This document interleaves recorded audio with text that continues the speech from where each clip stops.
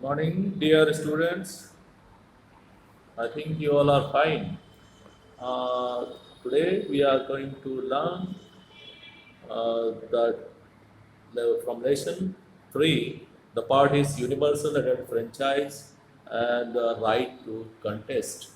इसमें हम लोग ये पढ़ेंगे कि किसको वोट देने का राइट मिलेगा और कौन चुनाव लड़ सकता है। सबसे पहली बात,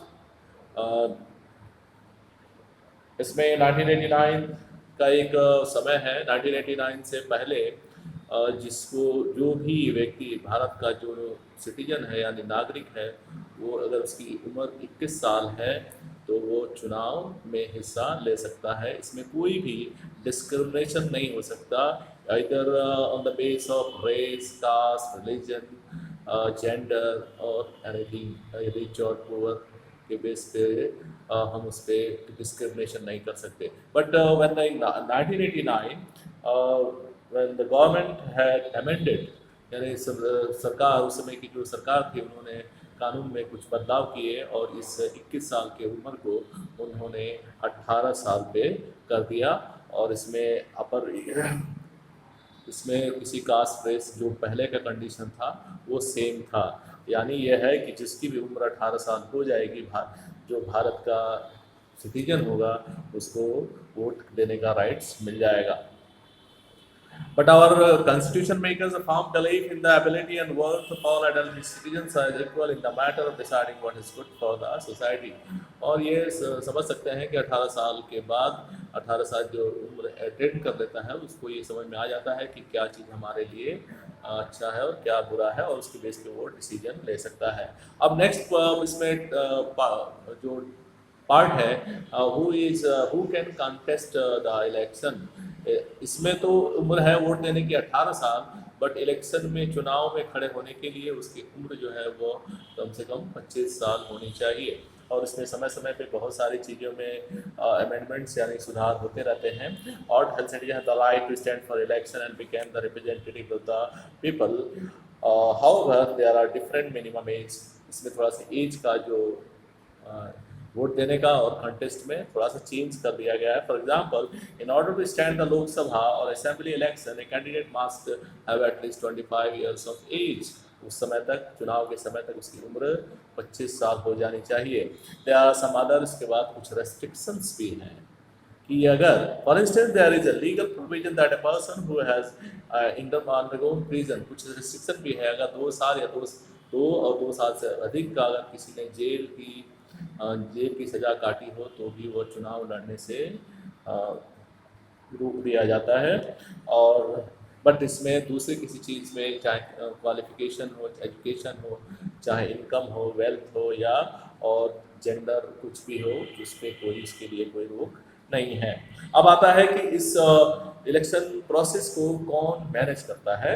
हमारे यहाँ शुरू से ही जब कॉन्स्टिट्यूशन बनाया गया था तो उसमें इंडिपेंडेंट एक इलेक्शन कमीशन बनाया गया था, जिसको पूरी पावर थी कि वो इलेक्शन प्रोसेस में जो भी चीज़, जितने भी तरह के स्टेप्स फ्री और फेयर इलेक्शन के लिए उठा सकता है, उसको ये पावर उतना मिला हुआ था।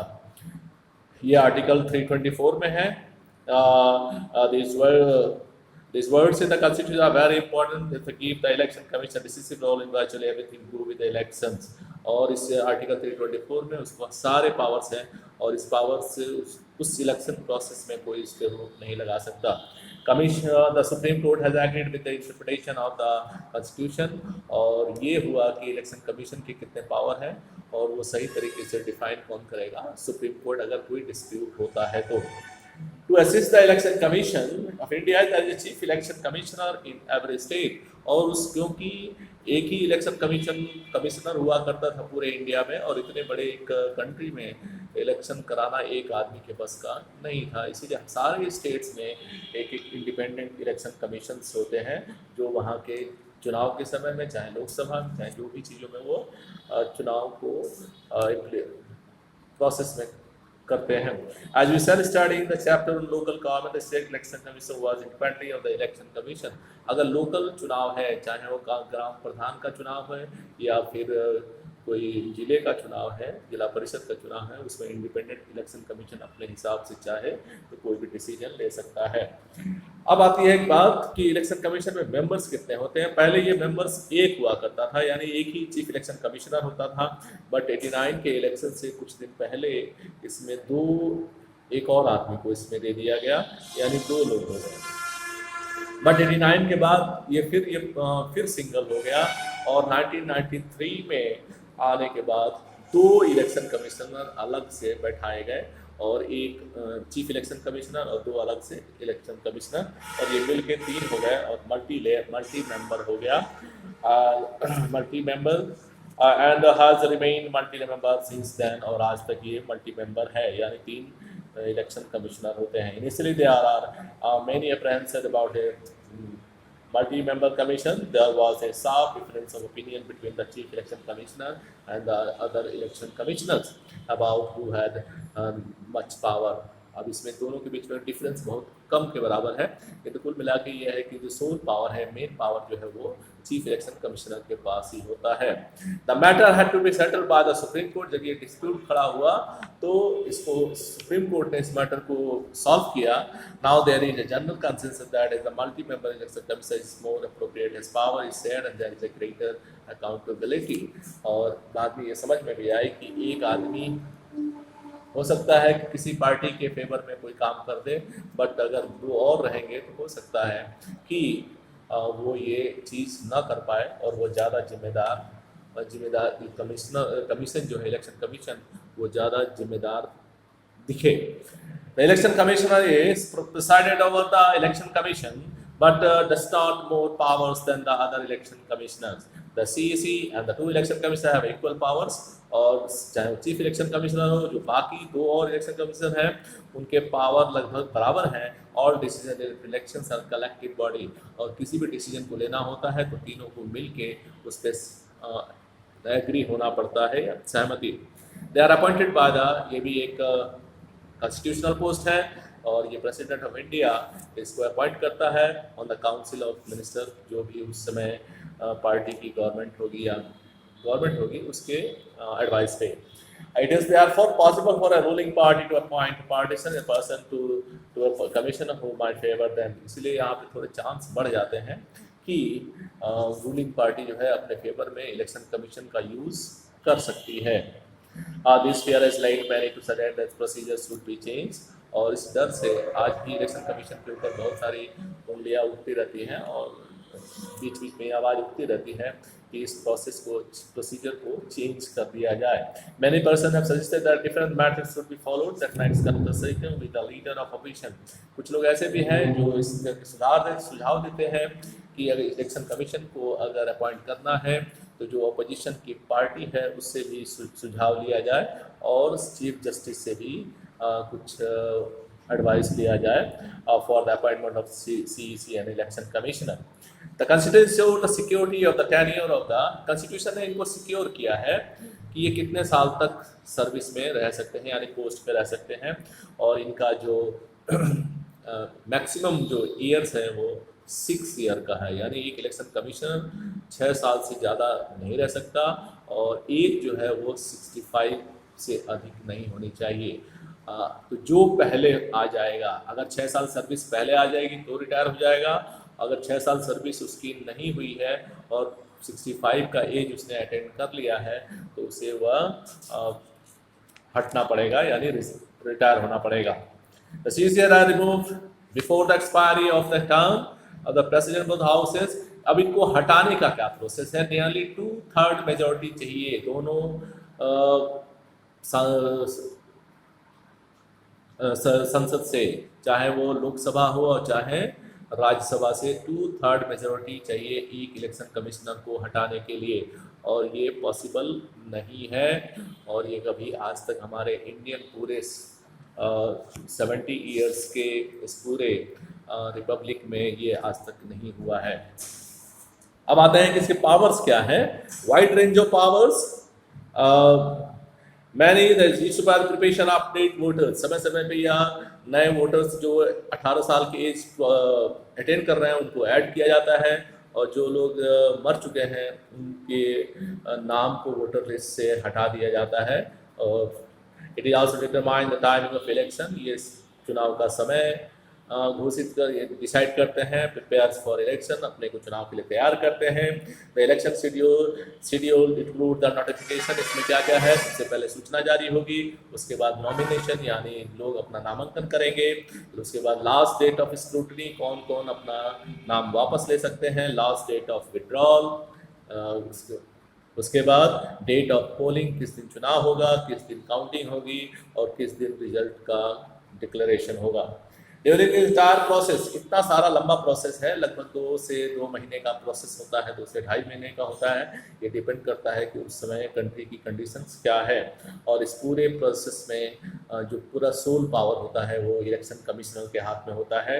वो चाहे तो on the ground atmosphere is widened, therefore the free and fair may be possible. The commissioner also implements a model code of conduct, और उसमें एक model of code of conduct लागू कर देता है कि आप किसी नए पॉलिसी का अनाउंसमेंट नहीं कर सकते, या कोई भी आप चुनाव को प्रभावित नहीं कर सकते, इसके लिए कोई आप नया अनाउंसमेंट नहीं कर सकते। It can also order account of votes when it feels that the counting process has not been fully fair, और वो हो सकता है किसी जगह का अगर लगता है कि चुनाव की जो वोटिंग की गिनती सही तरीके से नहीं हुई है तो उसको फिर से काउंटिंग करा सकता है।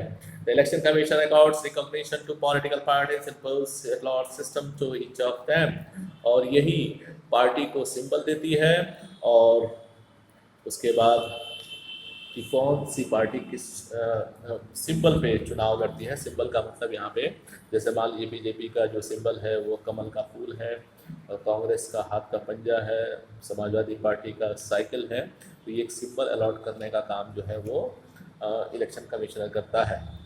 ऐसे उसे has a very limited staff, इसके पास स्टाफ नहीं है, तो ये क्या करता है पूरे चुनाव प्रोसेस में, ये हर राज्य के जो सरकारी कर्मचारी हैं उनका इलेक्शन प्रोसेस में ये यूज़ करते हैं, और उन्हीं के हेल्प से इलेक्शन को संपन्न कराते हैं।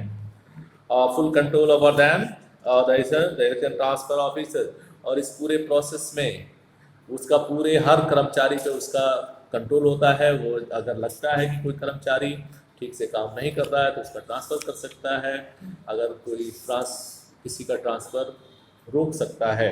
Over the years, the Election Commission of India has emerged as an independent authority which has asserted the power to ensure fair, और इस समय के साथ ही ये एक इंडिपेंडेंट अथॉरिटी बन चुकी है जिसके हाथ में पूरे चुनाव को फ्री और फेयर रूप में कराने की जिम्मेदारी होती है।